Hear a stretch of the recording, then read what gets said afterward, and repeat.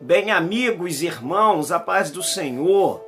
Nós estamos aqui nesta oportunidade para mais uma pré-aula da lição Betel. Nós estamos estudando nesse trimestre o livro de Esther, esse livro rico, esse livro que fala de uma fidelidade, de uma mulher firme, de uma mulher que mantém a sua fidelidade a Deus em terra estranha. Isso é louvável.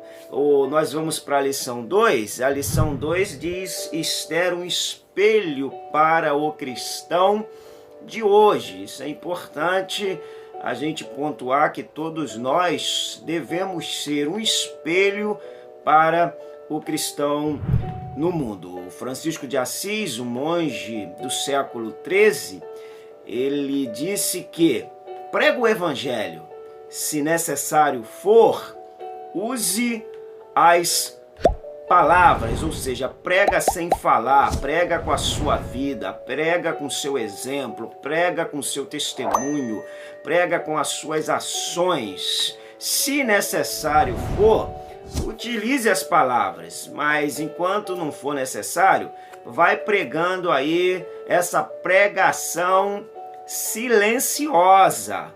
Amém? O texto áureo diz: e alcançava Esther graça aos olhos de todos quantos haviam. Esther 2:15b. A verdade aplicada, as atitudes da rainha Esther enfatizam a necessidade de sermos pessoas honradas. O objetivo da lição segue aí, eu não vou ler para nós ganharmos tempo. E o texto de referência se encontra em Esther, capítulo 2. Esther, capítulo 2. Bom a gente anotar aí, se você pudesse pegar a sua Bíblia aí. Capítulo 2, versículos 8, 16 e 17. Tá bom? 8, 16 e 17. Vamos nós aqui. Sucedeu, pois, que divulgando-se o mandato do rei, a sua lei, e ajuntando-se muitas moças na fortaleza de Suzã, debaixo da mão de Regai, também levaram Esther à casa do rei, debaixo da mão de Regai, guarda das mulheres. Assim foi levada Esther ao rei Assuero, a sua casa real, no 10º mês, que é o mês de Tebete, que é o mês, contextualizando com o nosso mês, o mês de dezembro, no 7º ano do seu reinado. E o rei amou a Esther mais do que todas as mulheres, e a ela alcançou perante ele graça e benevolência mais do que todas as virgens, e pôs a coroa real na sua cabeça e a fez rainha em lugar de Vasti. Introdução dessa lição.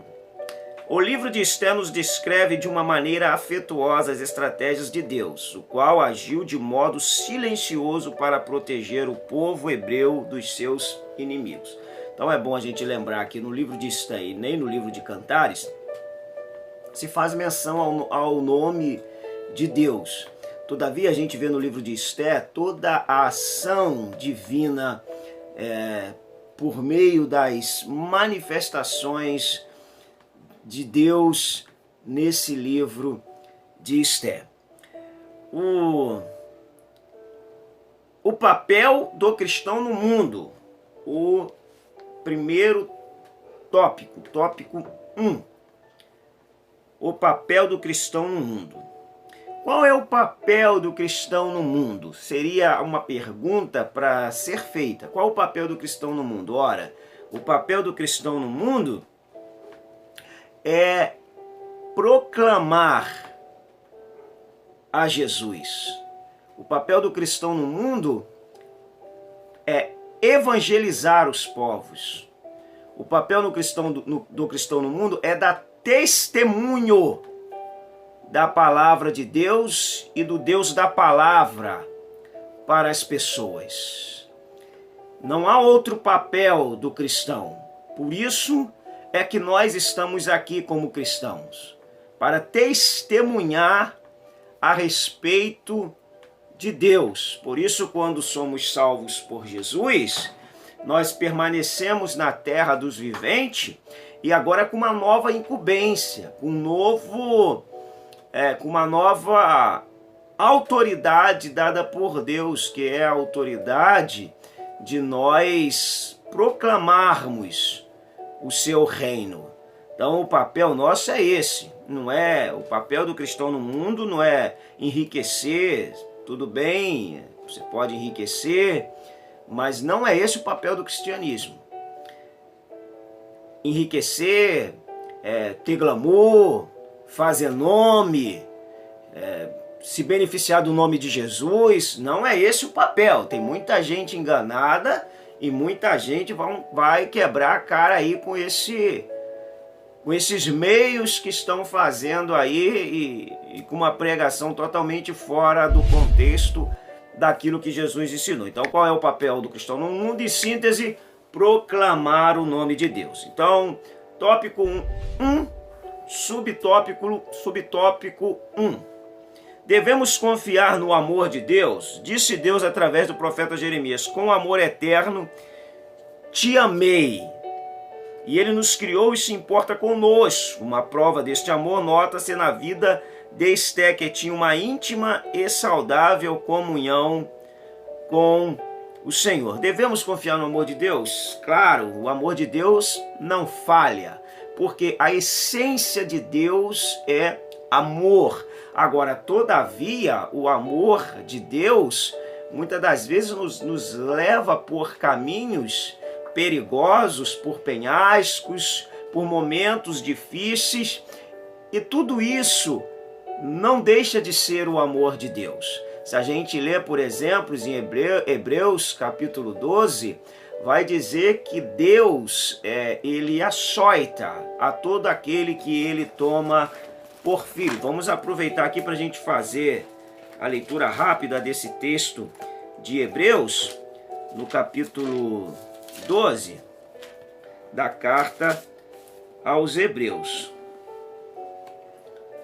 Vamos lá, já vou deixar o texto aqui rapidinho. O versículo 8 do capítulo 12 diz assim. Então, deixa eu ler aqui o melhor. O 6, para a gente entender. Porque o Senhor corrige a quem ama e açoita todo filho a quem recebe. É para a disciplina que perseverais. Deus vos trata como filhos, pois que filho há que o pai não corrige? Mas se estáis sem correção, de que todos se têm tornado participantes, logo sois bastardos e não filhos. Além disso, tínhamos os nossos pais segundo a carne que nos corrigiam e os respeitávamos. Logo, um filho sem correção não respeita. Não havemos de estar em muito maior submissão ao Pai espiritual, e então viveremos? Olha aí. Então o Pai que nos ama, ele também nos corrige, porque todo amor ele deve ter o seu limite. Logo, amor sem limites vira anarquia, e se você tem limites sem amor, isso vira tirania. Vamos lá, um exemplo para o cristão de hoje. Tópico 1, subtópico 2. Um exemplo para o cristão de hoje. A maneira como o livro de Esther aborda sua conduta serve de espelho para cada cristão. Sim, ela nos ensina a confiar no Senhor acima de tudo. A Bíblia corrobora, nos orientando a não amar o mundo. É por causa disso que Jesus afirmou que seu reino não era deste mundo. Um exemplo para o cristão de hoje que Esté deixa é o exemplo de não amar os bens terrenos. de não amar a sua vida mais do que a Deus. Lembrando que Jesus, no capítulo 14 de Lucas, no versículo 25, ele diz que quem amar mais o pai, quem amar mais a mãe, quem amar mais os filhos, quem amar mais a esposa do que a ele, não é digno de ser seu discípulo. Ou seja, quanto mais nós amarmos a Deus, mais nós conseguiremos amar nossos irmãos. Quanto mais o marido amar a Deus, aleluia, mais ele amará sua esposa. Quanto mais um filho amar a Deus, mais esse filho amará seus pais. Isso aí não tem jeito. Você acaba sendo conduzido por esse caminho, porque o amor a Deus vai abranger todas as outras áreas que nós devemos amar. Quando a gente vê falta de amor ao próximo, pode ter certeza que está incluída aí a falta de amar a Deus em primeiro lugar.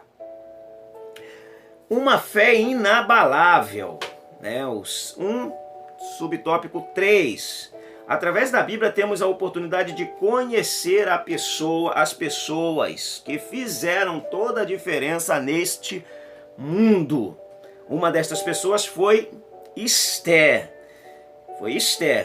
E o autor ele coloca cá no finalzinho do subtópico 3, esta atitude de Esther demonstra sua total dependência de Deus. Esther praticou o que Jesus disse em Mateus. O que Jesus disse em Mateus 16, 18 a respeito do jejum? O jejum é uma arma poderosa que a igreja de Jesus tem, porque o jejum, além dele fazer bem para a sua vida espiritual, porque ele não massageia você, e ele te aproxima de Deus, ele dilata a tua comunhão com Deus, além dele não fazer bem para o seu ego, ele faz bem para a sua vida espiritual e ele faz bem para a sua vida física também. Então, por isso que o jejum ele tem esses dois âmbitos, tanto físico quanto espiritual.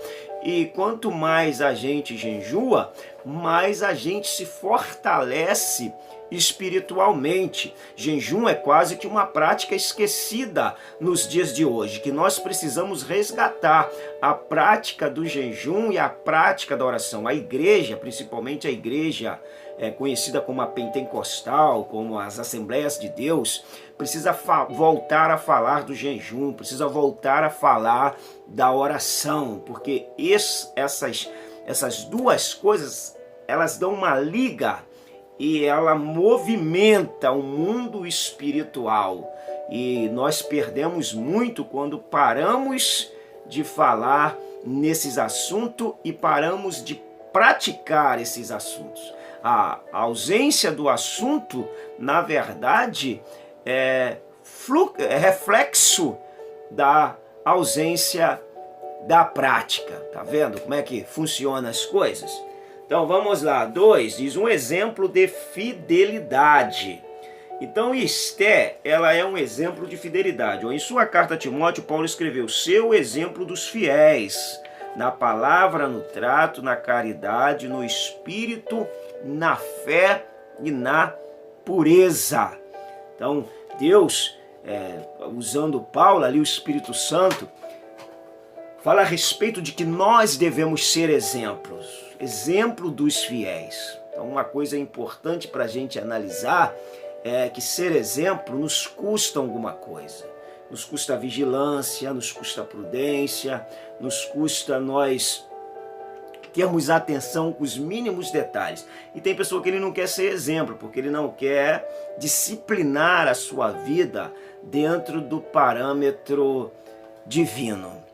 Então o autor ele vai prosseguir e diz que Deus é o nosso refúgio, fortaleza e socorro bem presente na angústia. Exemplo da fidelidade é uma das características mais importantes do autêntico discípulo de Jesus. Deus é o nosso socorro e Ele socorreu o povo de Israel por meio de Esté e das orações e do jejum, socorreu como um socorro bem presente. O socorro bem presente, que o Salmo 46:1 diz, ele quer enfatizar a rapidez do socorro. Ele quer enfatizar que há um socorro bem perto, há um socorro rápido, há um socorro que não está distante. Por isso é o socorro bem presente, é o socorro divino.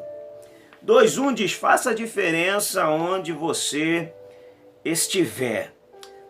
É importante a gente pontuar que aonde quer que nós estejamos, devemos fazer a diferença. Esté, ela fez a diferença num palácio pagão. Ela fez a diferença num ambiente pagão. Ela guardou a sua fé. Ela guardou os seus princípios que ela aprendera com o seu primo, pai, Mardoqueu. Então é importante que a gente aprenda a fazer a diferença, até porque nós estamos aqui de passagem. Nós somos peregrinos nessa terra. Enquanto nós estivermos aqui, que possamos ser pessoas que em nossas vidas o nome de Deus seja visto e seja glorificado. Não é tarefa fácil ser cristão. A gente vai estudando a Bíblia, a gente vai lendo a Bíblia e a gente vai vendo como a tarefa de ser cristão é uma tarefa difícil, é uma modelagem que nós vamos sofrendo aí a vida toda. É uma coisa que não é simples, mas nós vamos no caminho aí no estudo da palavra, na leitura da palavra, e nós vamos aprendendo a ser crente.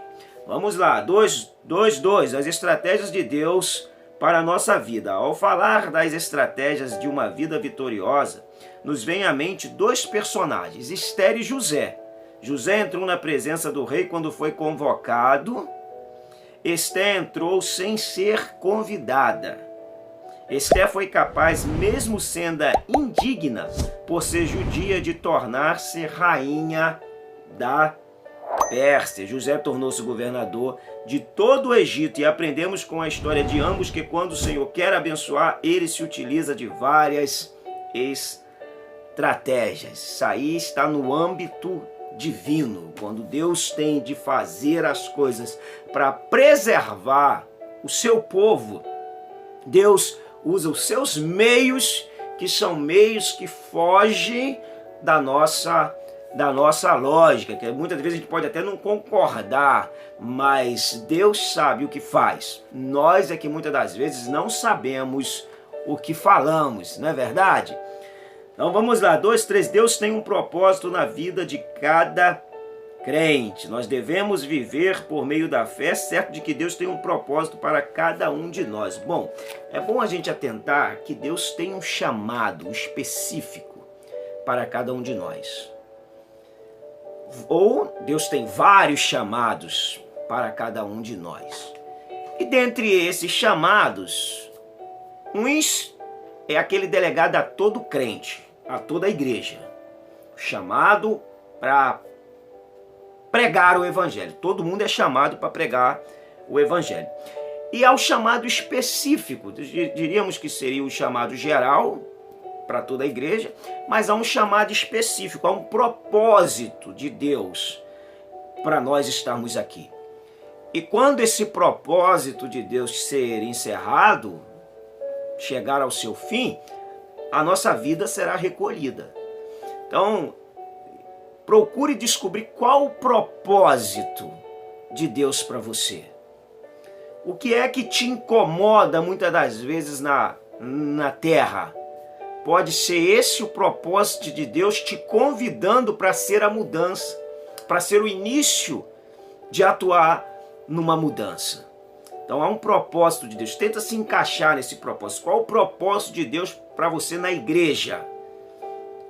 Para que Deus te chamou para desempenhar um papel no reino?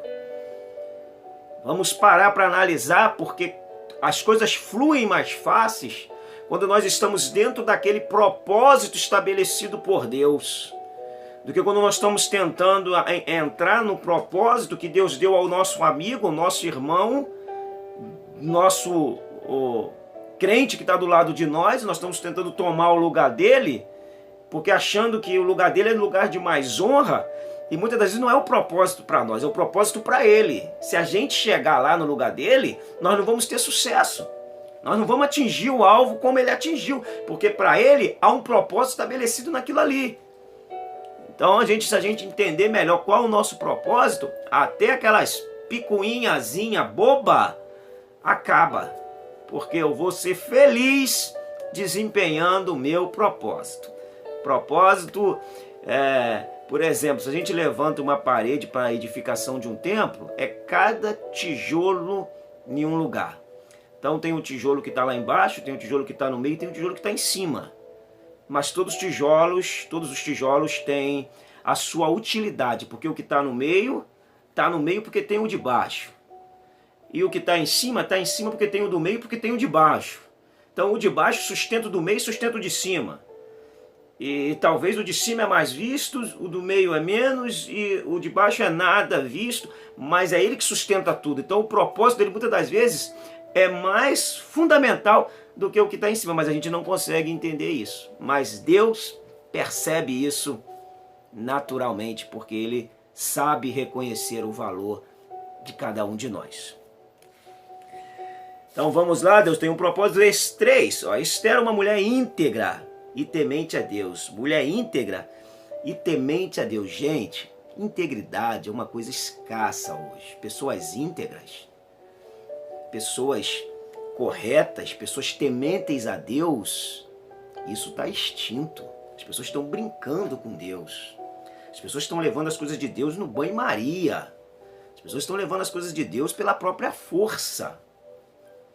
Perdendo-se o temor, cria-se estratégia para as coisas de Deus funcionar, e não mais funciona na dependência de Deus. E isso é perigoso. Então vamos voltar aí para essa fonte do temor, para a fonte da dependência de Deus. Ok? 3:1 diz: a bênção do Senhor estava sobre a vida de Esther. Por sua fidelidade espiritual, o Senhor engrandeceu Esther diante das nações. O fiel, ele é assim. Ele passa por momentos difíceis. Passa por momentos apertados. Passa por momentos árduos. Porque Deus precisa tratar dessa pessoa. Mas no momento certo, Deus irá colocar a pessoa no seu devido lugar de honra. E Esther se manteve fiel e foi proporcionada a ela um momento de elevação devido à sua fidelidade. Então a fidelidade a Deus, ainda que ela nos custe a nossa vida, o nome de Deus está sendo glorificado. Por ser fiel a Deus, Paulo pagou com a sua vida. O nome de Deus foi glorificado. E nós até hoje admiramos a vida de Paulo. Então, nem sempre ser fiel a Deus, o lugar de honra é um trono aqui na terra. Pode ser um trono no céu.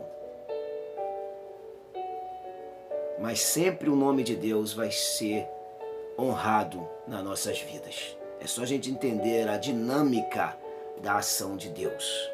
Vamos lá, 3:2, a vida eterna, tesouro incomparável. Porém, o servo do Senhor procura depositar sua fé em Deus por meio do seu Filho Jesus Cristo, sabendo que o seu tesouro incomparável é a vida eterna.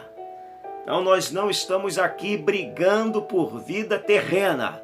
O nosso alvo, o nosso foco é o céu. O nosso foco é a vida com Deus, e nós não podemos abrir mão disso. Aonde estiver o nosso tesouro, Mateus 6, 19 ali em diante vai dizer: aonde estiver o vosso tesouro, estará também o vosso coração. Não ajunteis tesouro na terra. Não coloque o coração sobre os tesouros. Coloque o coração nas coisas de Deus. E nós seremos mais bem-sucedidos nas outras coisas. E 3.3 para nós fecharmos a nossa pré-aula: a verdadeira paz só em Jesus. A oportunidade para ter um relacionamento saudável com Deus está disponível a todos os homens. Este relacionamento talvez não resulte em prosperidade material aqui na terra. Todavia, brotará uma paz profunda que nenhum dinheiro do mundo pode comprar. Para se ter paz é preciso mais do que semear semente financeira no reino de Deus. É adotar um modo de vida e praticar uma devoção sincera e contínua a Deus. Verdadeira paz. Paz é um estado de espírito. Nada te dá paz, a paz genuína, a paz verdadeira, que não seja Deus. O mundo tem paz, mas é uma falsa paz. É uma paz que depende das circunstâncias. A paz que Jesus dá é a paz em meio à guerra. A paz em meio à turbulência. Não é a paz em meio à paz, em meio à tranquilidade. É a paz em meio à adversidade. Então ele diz: só tenho-vos dito isto para que tenhais paz em mim. No mundo tereis aflições. Vocês vão ter aflições, mas vocês vão ter paz no meio dessas aflições. Que Jesus nos conceda paz. Que a sua classe receba essa paz de Jesus. Até porque nós vivemos um período de turbulência. Então você lembra a sua classe aí para poder orar e buscar a Deus, para que essa paz reine na nossa vida. Amém? Então fica aqui a nossa pré-aula.